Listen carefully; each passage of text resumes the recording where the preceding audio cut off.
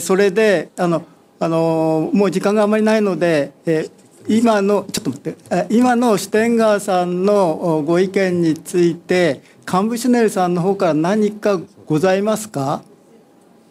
カンブシュネルさん、いかがよろしいですか。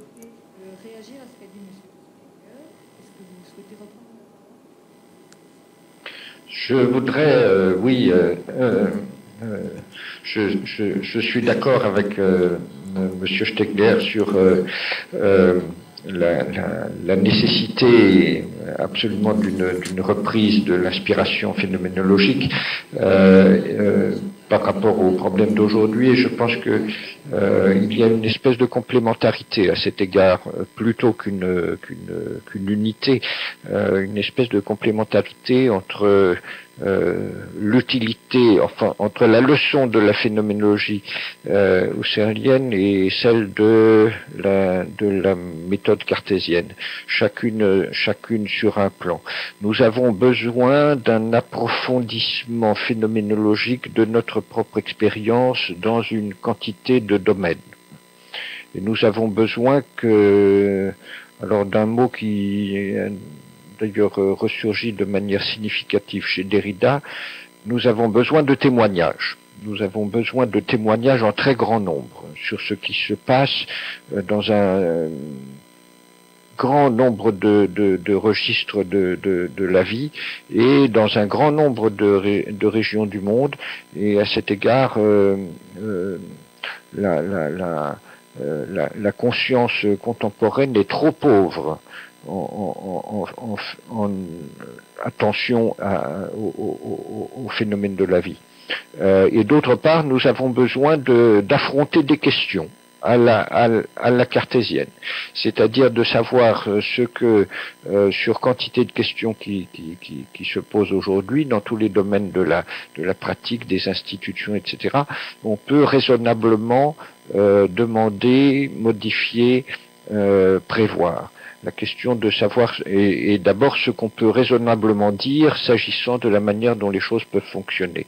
À cet égard, nous avons affaire, et bien entendu on peut se demander dans quelle mesure les énormes machines scientifiques et techniques peuvent être aujourd'hui maîtrisées, ou dans quelle mesure il est imaginable de faire changer de régime la production de la science et la production de la technologie. Ça n'est peut-être pas imaginable. Mais nous avons affaire à des discours irresponsables dans un certain nombre de registres de la vie sociale, politique de la planète entière. Et la tâche commune, je crois, la tâche des philosophes, aussi bien dans une inspiration phénoménologique que dans une inspiration cartésienne, est d'affronter ces discours en cherchant à faire prévaloir une certaine responsabilité. ありがとうございました。すいません。ありがとうございました。それでもう時間がございませんので、最後に一問だけ山口さんの方からご質問いただいて、それに申し訳ないんですけれども、お二人に簡潔に答えていただいておしまいにしようと思います。今回、普遍数学の方法論的意味が問題にされているんですが、興味深いことにお二人とも、数にすることのできないという制限を数にすることができないことという制限を設けていらっしゃいます。で、そもそもその知恵というかその直感は、デカルトにおいてあるいはフッサールにおいてそもそもどこから来ているのか。なぜかというと、現在見られるように自然科学は当然ですが数学を基礎にして出来上がっている科学です。それに対する一つの制限をかけるとするならば、数で表しうるものの限界はどこまであるのか、どこまでなのかということについての、学問的な限定づけが明確でなければならないのだと思います。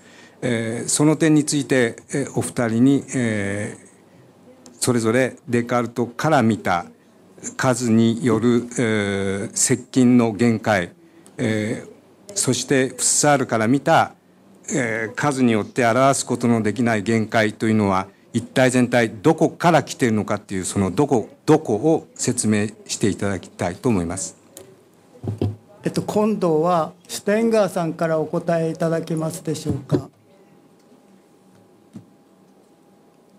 シュテンガーさん、よろしくお願いいたします。Ja, danke schön. Zwei Fragen, die ich herausziehe. Die Grenze der Beschränkung, worin die Beschränkung liegt oder ob eine Beschränkung liegt, die mathematische Denkweise, naturwissenschaftliche Denkweise. Ich würde sagen, zunächst mal die große Entdeckung war ja von Descartes und Kant in diesem Gefolge Leibniz, die große Entdeckung, dass die Mathematik und damit auch die Zahlen, die reine Form und allein die reine Form des Denkens gleichsam spiegelt. Alles andere ist fallibel, ist gewissermaßen kontingent. Das war zunächst mal eine große Entdeckung. Aber im Weiteren hat man gesehen, es wurde deutlich, dass genau dieses mathematisierbare, objektivierbare letztlich, und da ist Husserl eingestiegen, den Zugang, das heißt die Subjektrelativität, nicht mehr aufgegriffen hat, sondern vergessen hat, weshalb dann tiefe Probleme aufgetaucht sind, gewissermaßen einer Konstellation, wonach die Probleme, vor denen wir heute stehen, mit den angesprochenen als Beispiel Fukushima und so weiter, dass das nicht mehr rein in diesem mathematisch-funktionalen, verobjektivierbaren Zugang und in diesen Paradigmen der Quantität fassbar und greifbar ist. Das Problem sitzt sozusagen tiefer. Davon hat man sozusagen, glaube ich, Kenntnis genommen. Im Übrigen läuft diese Denkfigur nicht nur bis Kant oder Husserl, sondern zum Beispiel auch zu Habermas. Das hat ja gesprochen von der Rationalisierung der Lebenswelt. Ja, was wird da rationalisiert? Die Lebenswelt, aber dann ist die Lebenswelt in ihrer Möglichkeit in gewisser Weise kopiert worden. Die zweite Frage, wonach Herr Yamaguchi fragt, wo Husserl diese Grenze zieht, da würde ich sagen mehrfach. Husserl hat mehrfach, nicht nur in der Lebenswelt, in der Krisenschrift, schon weit früher, und da ist Yamaguchi-san ja ein großer Kenner der Frage, in der ganzen Zeitproblematik, Raum und vor allem eben in der passiven Synthesisfrage, also diese Frage, was im Vorfeld aller sogenannten Reflexionstätigkeit schon synthetisiert wird.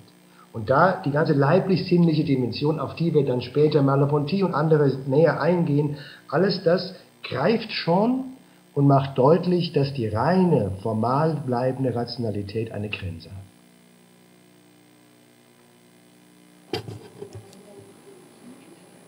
Danke. ありがとうございました。それではカンブシュネルさんお願いいたします。Oui, je me contenterai de souligner peut-être un point. Peut-être le problème n'est-il pas aujourd'hui, le problème principal n'est-il pas celui de la mathématisation dans les sciences de la nature, qui est d'ailleurs qui reste inégale selon les secteurs. Le problème est davantage celui de l'empire de la quantification dans les sciences humaines et sociales et de la mathématisation de l'économie, à savoir non pas du caractère véridique des données chiffrées qui peuvent être mises à notre disposition, mais celui d'une inclination à se réfugier dans une approche purement quantitative des phénomènes considérés, qui est en même temps une approche aveugle. Et on voit bien comment ici ou là, dans des secteurs des sciences humaines et sociales et économiques qui correspondent donc à des domaines de décision, comment ici ou là la manie du chiffrage correspond à un renoncement au jugement, ou bien à un paravent derrière lequel s'abritent des décisions autoritaires et des intérêts tyranniques. Et donc, il me semble, pour reprendre le point précédent, et je crois être en accord avec M. Stenker sur ce point, que le rappel à Descartes, le rappel à la pensée cartésienne, le rappel à la pensée husserlienne sont tous les deux des appels au jugement.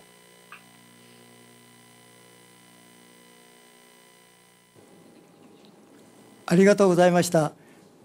長時間にわたってお二人に協力していただいて、こちらそちらに映っているかどうか分かりませんけれども、たくさんの方が興味深く参加していただきました。その方々にもご質問いただきたいんですけれども、不手際で時間がなくて、これでおしまいにすることにいたします。どうもお二人ありがとうございました。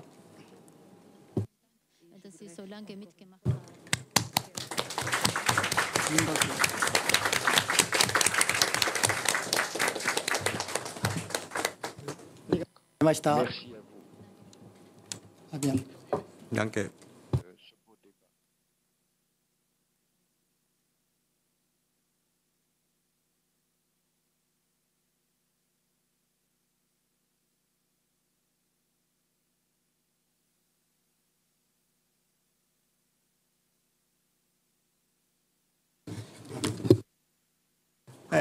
初めてのことでいろいろ不手際もあったと思いますけれども、多くの方にいらしていただけて大変心強く思います。また12月17日でした10日12月10日に遠慮ホールでジャン・リュック・ナンシーさんとバルデンフェルスさんの講演会、17ですか、17ですって17日に行いますので、もう少しこちらの応対もうまくできるようになっていると思いますので、ぜひいらしていただきたいと思います。今日はありがとうございました。